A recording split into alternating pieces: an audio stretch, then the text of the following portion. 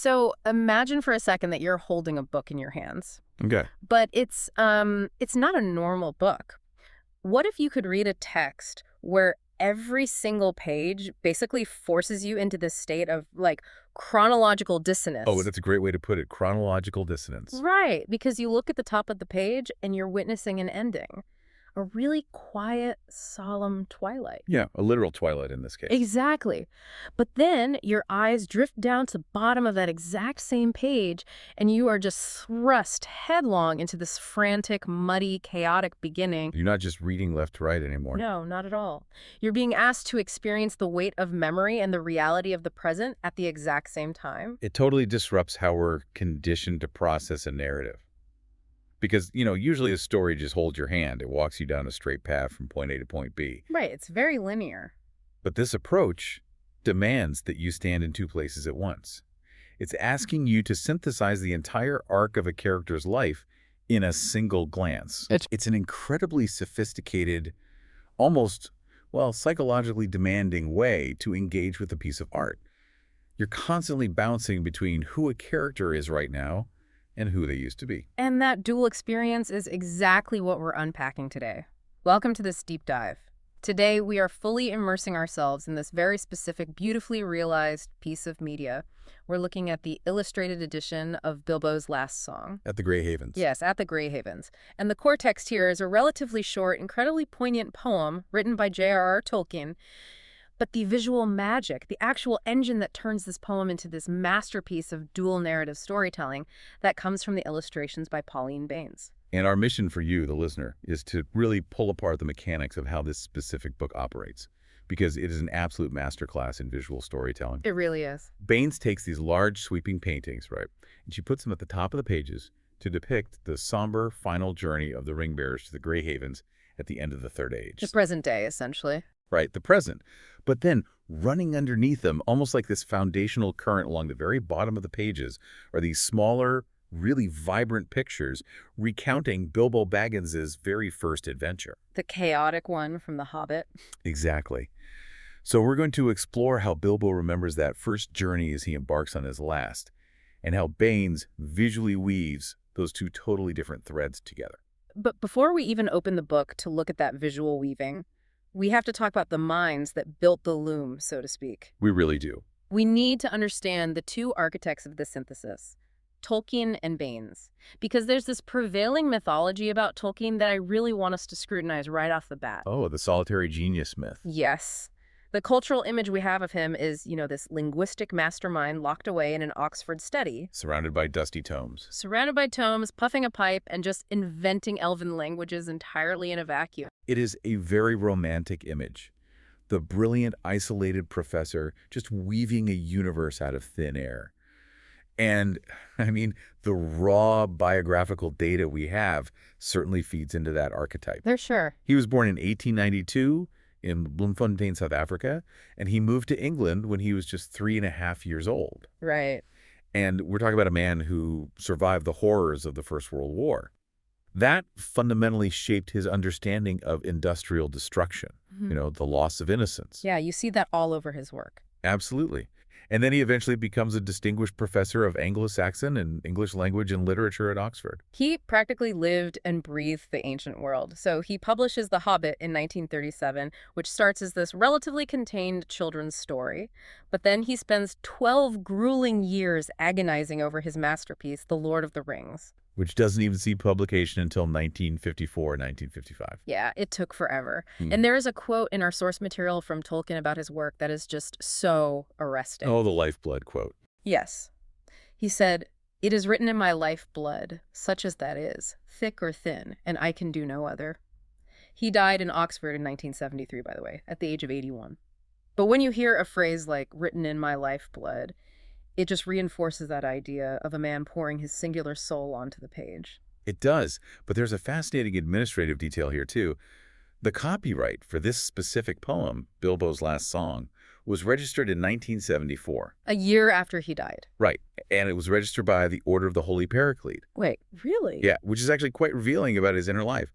The Order of the Holy Paraclete is an Anglican religious and educational order. Okay. So Tolkien, who was a deeply devout Catholic, gifted the rights of this very spiritual poem about passing from this world into the next to an order dedicated to education and charity. It tells you exactly how he viewed the concept of the Grey Havens. It wasn't just a fantasy trope to him. It was a profound theological and personal reflection on mortality. That makes so much sense. It adds this whole other layer of gravity to it. But this actually brings me back to my hesitation with that solitary genius label. Because our sources explicitly state that Pauline Baynes was Tolkien's favorite artist. She was. He handpicked her. Right. So if a mind as brilliant and particular as Tolkien's relies on someone else to actualize his visual universe, doesn't that make Baynes less of a mere illustrator and more of like a co-author of the lore? I would argue she is absolutely a co-author of the reader's experience here. Baynes wasn't just some hired hand assigned randomly by a publishing house to churn out decorative chapter headings. No, not all. Her pedigree is immense. She was born in Hove, Sussex, in 1922, and she studied at the Farnham School of Art and the Slade. Which are huge deals. Huge. And her style is heavily influenced by medieval illuminated manuscripts, which, if you think about it, is exactly how Tolkien framed his own work. Oh, right, as translations of ancient forgotten texts. Yeah. The Red Book of Westmarch. Precisely. So she was drawing in the exact aesthetic that Tolkien was writing in. He specifically chose her to illustrate his other, more obscure works too. Farmer Giles of Ham, The Adventures of Tom Bombadil, Smith and Wotton Maiden, and Tree and Leaf. He trusted her implicitly to capture the tone of his world. And it wasn't just Tolkien. C.S. Lewis specifically chose Baynes to illustrate the entirety of the Narnia Chronicles. That is just it. When the two absolute titans of 20th century fantasy literature point at you and say, she is the one who sees what we see, that elevates you far beyond a simple illustrator. It's the ultimate endorsement. You can't get better than that. And looking at Bilbo's last song, you can really see why they trusted her so much. Tolkien provided the words, this beautiful, reflective poem. But Baynes is the one who engineered this split-screen effect. She transforms margins into memory. Yes. She took a singular piece of text and decided to use the bottom of the pages to build a totally comprehensive psychological retrospective of Bilbo's life. It's brilliant because in medieval manuscripts, the marginalia, little drawings in the borders. The weird snails and knights fighting rabbits. Exactly. Those drawings often provided commentary or even subversion of the main text. Baynes uses the bottom of the page to provide the chaotic context for the serene poetry happening above. She bridges the gap between the words and the vast, messy history of Middle-earth. Okay, so let's actually jump into how she achieves this psychological effect on the page. We are opening the book to the very first spread, pictures 1 and 2. This is basically the calm before the journeys. The visual architecture of how an adventure starts. Exactly. So looking at the top panel, which represents the final journey, the focus is almost entirely on stillness. We get these quiet, fleeting glimpses of Bilbo at Rivendell. He's an old hobbit now. Very old. And the text describes his little room, and it's littered with papers, pens, and pencils. He's just sitting there, looking out of his window. And the notes say that window specifically opens onto the gardens and looks south across the ravine of the Bruinen. Consider the posture of the character in that top panel, though. He's seated. He's surrounded by the tools of documentation. Pens, ink, parchment. It's the posture of a historian. He has already lived the great epic of his life, and now his primary physical action is trying to preserve it. That's a great point. Furthermore, look at his gaze. He's looking outward over a ravine. He's gaining a literal and metaphorical elevated perspective on the world. She has the luxury of contemplation. He does. But then your eyes drop down to the bottom of the page where we see the beginning of his first journey, and the contrast is just visceral. It really is. What's the very first thing we see down there? A perfectly round door, like a porthole, painted green with a shiny yellow brass knob in the exact middle. Bag end. Bag end. And standing there is a young, completely unsuspecting Bilbo Baggins smoking his pipe, and suddenly he is confronted by an old man with a staff. Gandalf. Right. Then the scene basically cuts to the unexpected tea party. Gandalf is sitting at the head of the table like he owns the place. He's surrounded by 13 loud, hungry dwarves. And Bilbo? Bilbo is relegated to this tiny stool by the fireside in his own home. He looks completely overwhelmed. The difference in agency there is staggering. In Rivendell, Bilbo owns his space and his time. In Bag End, his space has been invaded, and his time is no longer his own. And Baynes drives that lack of agency home in the very next illustration. This is the morning after the party. The source notes detail this beautifully. Bilbo sleeps late. The house is a total mess. A complete disaster. And he doesn't even find the letter from the dwarves until 10:30 in the morning. And that letter informs him that he has exactly 10 minutes to meet them at 11 o'clock. At the Green Dragon Inn in Bywater. Yes. Yes. 10 minutes. And the visual we get is Bilbo running as fast as his furry little feet can carry him. Notice what Baynes chooses to emphasize here visually. There are motion lines. Oh, yeah. There's a dropped piece of toast. It is the universal frantic human experience of oversleeping and panicking. It's so relatable. You have this majestic high fantasy lore, and it quite literally starts with the guy realizing he missed his alarm. Think about the sensory difference between the top and bottom of this page. You have an old man calmly packing, like a single bag, in a quiet sunlit room, looking out over a majestic ravine. And beneath him, his younger self is frantic, dropping his breakfast, sprinting out the door with absolutely no luggage. None. He didn't even bring a pocket handkerchief. Right. He's just racing against this arbitrary clock set by someone else. It perfectly articulates the psychology of aging and experience. The top narrative, Rivendell, is characterized by internal contemplation. Right, yeah. But the bottom narrative, Bag End, is entirely driven by external forces imposing themselves upon him. Gandalf arriving uninvited, 13 dwarves pillaging his pantry, a strict, unforgiving 11 a.m. deadline. Yeah. Young Bilbo has zero control over his environment. He is literally swept out of his own front door by the momentum of other people. But older Bilbo, he has total autonomy over his departure. He is choosing to leave. He's finally mastered his own narrative. He evolved from being pushed out the door to deliberately walking out of it. It's this profound character arc captured in just 2 images. It really is. So as we turn the pages, both journeys have physically commenced now, and the source material shifts focus to the companions on the road and the specific nature of the encounters they face. Let's look at the top panel first, the final journey. We have the prophecy and the gathering. Yes. And Tolkien's obsessive world building really shines through here because the date is explicitly logged. It is October 5th, 3019 of the Third Age. Which translates to Shire Reckoning 1419. Right. The precision of the timeline grounds the mythology. It insists that this is a real history. Exactly. So Frodo is leaving Rivendell to return to the Shire, and Elrond gives him this beautiful, melancholy prophecy. He says, "About this time of year, when the leaves are gold before they fall, look for Bilbo in the woods of the Shire. I shall be with him." And Baynes illustrates this exact discussion between Elrond and Bilbo. She does. But here's the detail that truly elevates the image for me. Elrond is drawn wearing Vilya. This is the mightiest of the 3 elven rings of power, and it's characterized by this massive sapphire stone.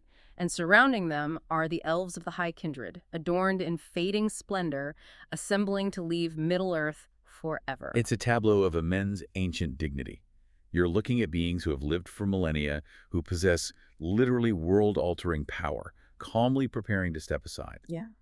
And Elrond, wearing Vilya, openly is incredibly significant. For the entire Third Age, that ring was kept hidden. Its power was used secretly to protect Rivendell and heal the damages of the world. But now, at the end of all things, the need for secrecy is gone. The power is visible. Visible, but it's a power that is preparing to depart. And then we experience that visual whiplash again. We look down at the bottom panel to Bilbo's first journey. Back to the mud. Back to the mud. It starts off merry enough, but the moment they leave the safe borders of the Shire, the reality of the wild sets in. It gets cold, it gets wet. Baynes paints these dreary hills, twisted dark trees, and in the distance, castles with an evil look. Really setting the mood. And then, the ultimate indignity. They get captured by trolls. And we're not talking about majestic mythical trolls here. We're talking about Tom, Bert, and William, affectionately known as Bill Huggins. The juxtaposition of the High Elven Lords at the top and Bill Huggins, the troll at the bottom, is just a masterful stroke of tonal contrast. It is so absurd and brilliant. So Gandalf uses a parlor trick. He throws his voice, confusing the trolls, tricking them into arguing all night about the culinary mechanics of cooking dwarves. Right, whether to roast them, boil them, or sit on them to squash them into jelly. They argue until the sun rises and turns them to stone.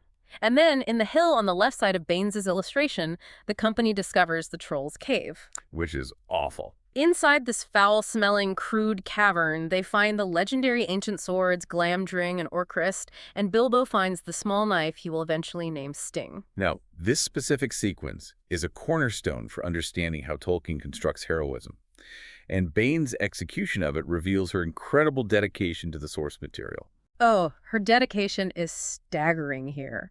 The notes detail how Baynes illustrated the company resting at the last homely house shortly after this. She draws all 13 dwarfs. Oh, the hoods. Yes, she meticulously color codes their hoods to match Tolkien's exact descriptions from the text of The Hobbit. It's amazing. I was staring at the bottom panel realizing she didn't just draw generic fantasy dwarves. Look at Thorin. He is in a sky blue hood With a silver tassel. with the silver tassel and wearing a key on a chain around his neck.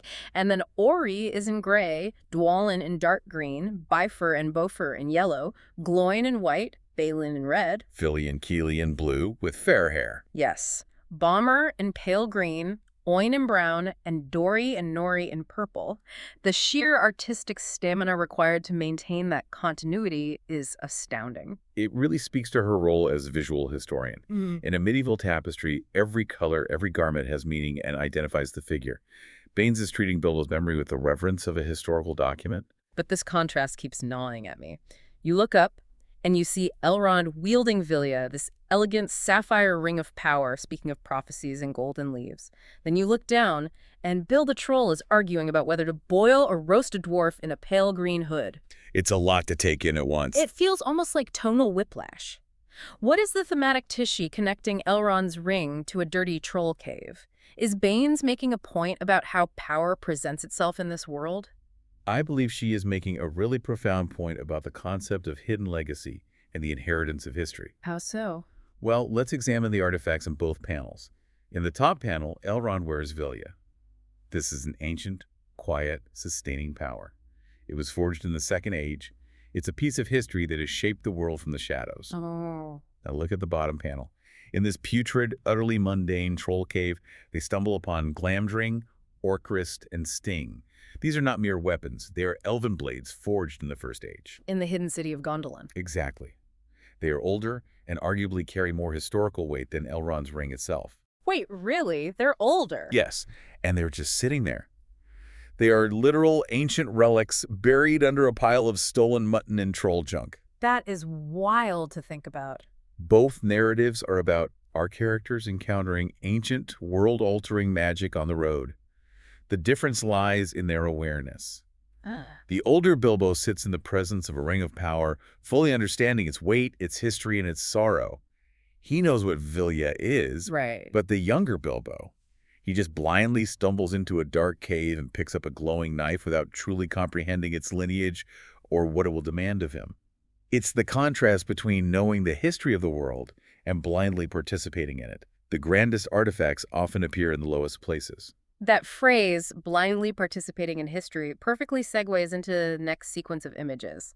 We are moving deeper into the wilderness now, and the concept of a blind, accidental action literally changes the fate of the entire cosmos. We're talking about the finding of the ring. We are the absolute fulcrum of Tolkien's mythology. Let's set the stage at the top of the page first. The date is September 22nd, 3021. Bilbo is riding behind on a small gray pony. Frodo is riding a pony named Strider, wearing a gray hood, and Sam is riding Bill the pony, wearing a red hood. Again, with the incredible detail. I know. They had left Bag End the day before, and now they are waiting in the soft shadows of Woody End to join the last riding of the Keepers of the Rings. And riding to meet them is Galadriel. The Lady of the Wood. And Baynes depicts her openly wearing Ninya, the Ring of Water, forged of mithril with a brilliant white stone. It's this majestic, soft, shadowy gathering of the highest, most powerful beings left in Middle-earth preparing for their exodus. It is the absolute apex of grace. The lighting in Baynes' illustration here is crucial. It's twilight, but it's a luminous silver twilight. It feels ethereal, almost detached from the physical struggles of the earth. But then you drop your eyes to the bottom panel. And it's pure, claustrophobic survival horror. Exactly. In Bilbo's past, the company is traversing the misty mountains when goblins literally jump out of the cracks and grab them. Bilbo manages to escape the initial capture, but he falls deep, deep down into the roots of the mountain, down by the dark water where the creature Gollum lives. Terrible place. And then we get this incredibly understated line from the text. Suddenly, his hand met what felt like a tiny ring of cold metal lying on the floor of the tunnel. It's just lying there in the mud. The One Ring, the most consequential destructive object in the history of the world, reduced to a cold piece of metal on the floor of a lightless cave. It's chilling, and the frantic pace of the bottom narrative doesn't let up at all. Bilbo finds the ring, plays the riddle game, escapes Gollum, escapes the goblins, and bursts out onto the eastern side of the Misty Mountains. Only to immediately face more danger. Right. They are immediately caught in an avalanche of rocks. And the source notes explicitly point out that it was only the trees at the bottom of the slope that halted their slide and saved them from being crushed. Saved by trees. Yes, and then almost immediately after that, they are trapped in those same trees by wargs and goblin fires. It's a relentless sequence of physical trauma. There is no grace down here, only desperate survival. And how are they saved from the fire?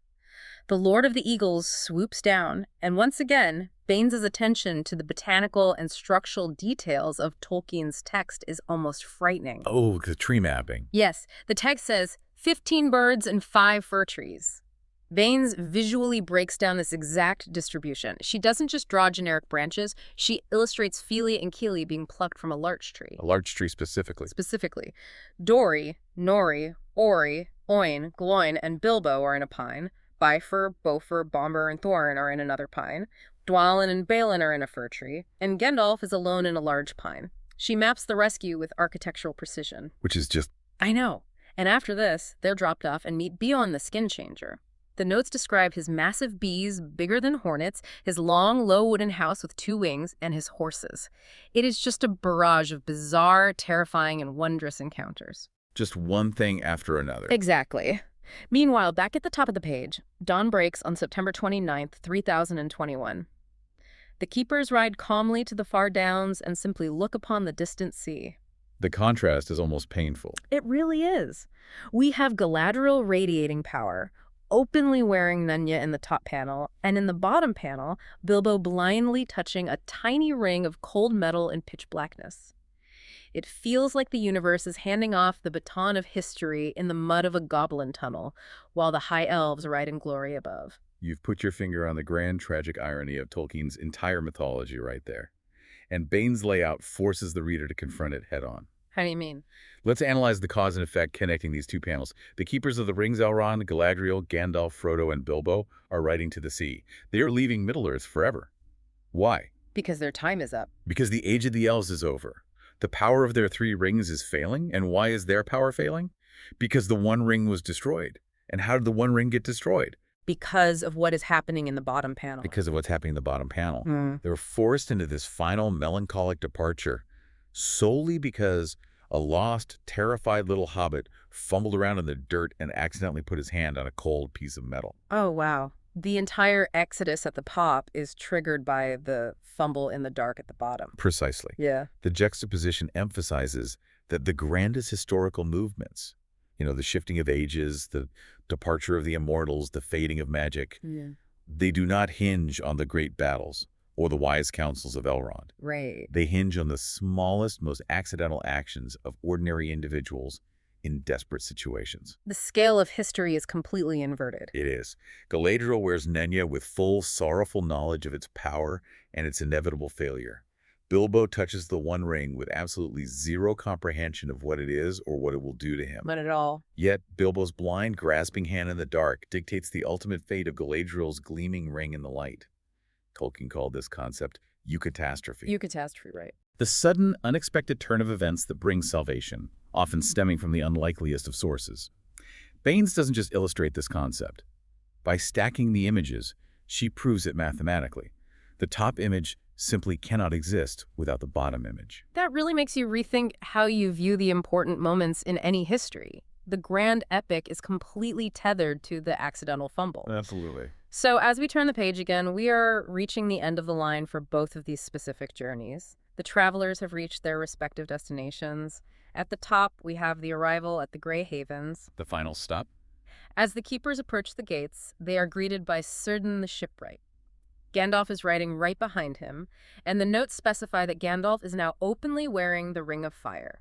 Narya the Great, identifiable by its red stone. Another ring revealed. Yes. Círdan leads them through the gates to the havens, where a white ship lies waiting on the water. Elrond stands behind the hobbits, holding a silver harp. It is the ultimate picture of rest. It's an arrival at a true sanctuary. Notice the emotional tenor of the top panel. The journey's burdens are finally, irrevocably being laid down. There's no more struggle. There's only the harp, the ship, and the sea. But then we look at Bilbo's memory running along the bottom, and we hit arguably the darkest, most claustrophobic sequence of his entire first adventure. The spiders. The spiders of Mirkwood. Bilbo is alone. He has to actively lead these furious giant spiders away from the dwarves. This is a massive psychological milestone for him. It really is. It's his first real solo fight, and it's the exact moment he officially claims his agency by naming his sword Sting. Naming a weapon in mythological traditions is the moment a character steps into their own power. He's no longer just baggage, he is a warrior now. But stepping into his power doesn't actually make the journey any easier. Immediately after surviving the spiders, we go into the Wood Elves' prison. Out of the frying pan. Into the fire. King Thranduil is interrogating the dwarves. Baynes paints him crowned with berries and red leaves, sitting on a carven wood chair illuminated by stark red torchlight. It feels so oppressive. Very intimidating. Thorin is locked up separately in a deep dungeon. Bilbo, however, because he is wearing the ring and is invisible, is never caught. He becomes this ghost in a hostile prison. And so he has to execute this grueling, agonizingly slow escape plan. Which takes weeks, right? Weeks! He unlocks Balin's door first to track down the other cells. Then he actually has to take the ring off and become visible so the dwarves can see who he is and follow him, making himself incredibly vulnerable. The physical and mental toll of this sequence is immense. He's isolated, he's terrified, and he is solely responsible for the lives of his 13 friends. And the climax of this rescue is the famous barrel escape down the forest river, which, as a wonderful piece of trivia, the notes say Baynes based directly on a color painting Tolkien himself had done. Oh, that's a fantastic detail. Right. So they're packed into empty wine and apple barrels, dumped through the trapdoors, and sent plunging into the cold, fast-moving river.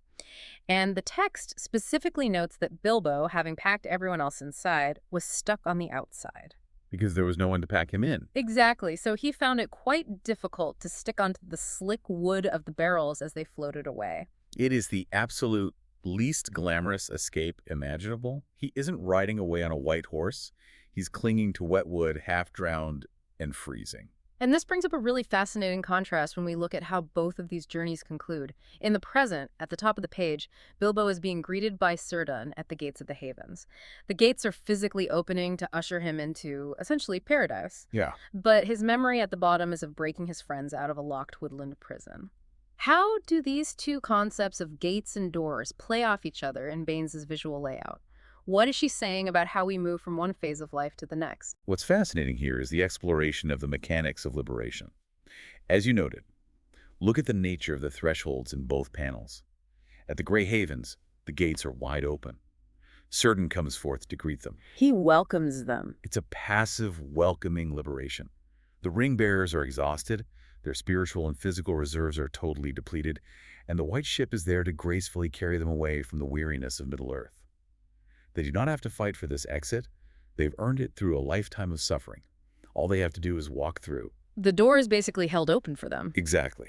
Now trace your eye down to the doors in Mirkwood. The doors of Thranduil's halls are locked tight. There's no welcome, only confinement. Liberation down there requires extreme, active deception and physical endurance. Constant effort. Right. Bilbo has to use the ring to stay invisible. He has to navigate the treacherous halls to steal the keys. He has to unlock Balin's door. He has to make the terrifying choice to become visible again to guide them. And then cling to a barrel. And then physically cling to a wet barrel to survive the river. The overarching theme connecting these two moments is liberation, but the cost and the nature of that liberation has changed entirely. Oh, I see.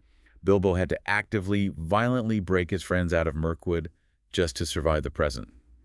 But now, at the end of his life, the gates of the Havens are breaking him out of the bounds of mortality and time itself, and all he is required to do is accept the invitation. He spent his youth picking locks and shivering in the dark just to buy another day of survival. And now, in his old age, the ultimate door is just gently pulled open for him. It's a beautiful synthesis of how struggle earns rest. It really is. And that brings us to the true climax of the book, the sequence where the dragon falls, the ship sails, and an age officially ends. This is the crescendo of both narratives, where the scale of destruction in the past is weighed against the silence of the present. So let's start with the quiet at the top. We have the final farewells on the dock. Merry and Pippin ride up in great haste to see them off. And the notes provide this deeply touching context. Gandalf actually sent them a message so they could say farewell. Right. But specifically, he did it so that Sam wouldn't have to make the long, depressing ride all the way back to the Shire alone. It is such a deeply empathetic, microscopic detail from Gandalf. Amidst the apocalyptic shifting of an era, amidst the departure of the Elven Rings, his mind is focused on ensuring a gardener doesn't have to ride a pony home by himself. It grounds the epic fantasy in real, relatable emotion. It reminds you why they fought for this world in the first place. Exactly. Meanwhile, down at the bottom of the page, we have arrived at the Lonely Mountain. Mount Erebor towers grim and tall. The river running flows out through the front gate. The dwarves have a little tent set up for spare goods. They're camped out. Right. And we get the hyper-specific magical conditions required to find the secret keyhole into the mountain. Durin's Day. Oh, the rules for this are so specific. Yeah, it's very specific. It's the dwarves' New Year's Day, defined as the first day of the last moon of autumn on the threshold of winter, specifically when the sun and moon are in the sky together. Right. You have to stand by the gray stone exactly when the thrush knocks, and only then will the setting sun shine upon the keyhole. It's a moment of profound ancient magic, aligning perfectly with the mechanics of the natural world. It requires infinite patience and observation. But the moment that door opens, what happens inside is pure, unleashed chaos. We have this unbelievable 2-page spread where the top and bottom panels mirror each other in physical scale, but completely oppose each other in energy. It's an incredible spread. At the top, the white ship simply detaches from the dock and goes out into the high sea. It's peaceful. It's a slow, silent fade into the mist. But at the bottom, absolute fiery destruction. Total devastation. Bilbo, using his ring, sneaks in and steals a single cup from Smaug's vast, unimaginable hoard without fully waking him. Smaug realizes the theft later and unleashes his fury on the lake town of Esgaroth. Bard the bowman leads the archers in a desperate resistance. And Baynes illustrates this brilliantly. She does. Smaug's fiery breath sets the thatched roofs alight. Baynes illustrates the master and the terrified people desperately escaping in small boats while their world just burns around them. It's terrifying. And then, the climax. A simple thrush flies to Bard and tells him about a hollow patch on the dragon's left breast. A single spot, unarmored by the jewels and gold embedded in his hide. Bard fires his black arrow, and the great dragon falls from the sky, crushing the town. The visual of the apocalypse of Lake Town juxtaposed directly beneath the serene departure from the Havens is just staggering. You are watching a world end in fire and a world end in mist simultaneously. Yes, and then Tolkien provides us with the final chronological marker. Evening, September 29th, 3021, the end of the Third Age. The exact moment. The exact moment. The text says Sam stands on the shore and sees a shadow on the waters that is soon lost in the west. The ring-bearers depart, and from this exact quiet moment, the Fourth Age of the world is officially dated. Wow. And just to put a bow on the whole visual and emotional experience, Baynes includes these end papers at the very back of the book. The quote from the text is, "None saw them pass, save the wild creatures." Oh, the end papers are beautiful. They are. The illustration shows the majestic elves and Bilbo passing through the woods, watched only by the animals, a deer, a fox, a badger. They are slipping completely out of history. It's just fading away. Fading away. And a final snippet of Bilbo's poem reads, "Farewell to Middle-earth at last, I see the star above your mast." It is so deeply poetic. Consider the scale for a second. Okay. Smaug, this terrifying, insurmountable force of nature, a literal weapon of mass destruction, is defeated by a single arrow finding a single unarmored patch on his breast. And that only happens because a tiny bird listened and spoke to an archer. And the Third Age, this monumental era of dark lords and magical rings and massive armies, ends not with a deafening clash of swords, but with a quiet ship slipping away as a shadow on the water. It's the sheer, unstoppable power of small things. If we connect this to the broader philosophy of the author, you have just articulated the core thesis of J.R.R. Tolkien's entire life's work. You think so? Oh, without a doubt. History in Tolkien's world, and perhaps in ours, is never truly written by the Grand Lords, the massive armies, or the dragons, even though they demand the most attention and make the most noise. They're the loudest. They are the loudest. But the macro-level history, the turning of the great ages of Middle-earth, is completely undeniably dependent on the micro-level actions of the unseen. The invisible moments, the fumbles in the dark. Precisely. Smog falls because a thrush relays a secret to an archer. The One Ring is destroyed because a hobbit showed pity to Gollum years earlier in a goblin tunnel. The Fourth Age, the Age of Men, can only begin because of the accumulated, unseen, uncelebrated sacrifices of elves and hobbits. And Baynes captures this tragedy in beauty perfectly in those end papers. The ones with the animals? Yes. The greatest heroes of the age, the beings who saved the world from eternal darkness, are leaving. And there's no parade. There are no trumpets. The kings of men are busy ruling. The rest of the world has already moved on to the business of living. They're already forgotten. Basically, the heroes are witnessed only by the wild creatures in the woods. It's a profound, almost heartbreaking statement on how history actually happens. The people who saved the world rarely get to enjoy the world they saved. Oh, wow. They simply slip away into the west, becoming a shadow on the waters, leaving the new age for others to inherit. The people who saved the world rarely get to enjoy the world they saved. That is a chilling, beautiful way to frame it. As we wrap up this deep dive, I think that perfectly summarizes what makes this specific illustrated edition of Bilbo's Last Song such a monumental piece of art. It truly is. Pauline Baynes didn't just draw some pretty pictures to accompany a nostalgic poem. She created a visual thesis on the cyclical nature of Tolkien's world. By layering Bilbo's frantic, dangerous, muddy beginnings directly beneath his peaceful, earned, ethereal departure, she forces us to acknowledge that the end of the journey only has meaning because of the terror of the beginning. And that is exactly why this deep dive matters for you, the listener.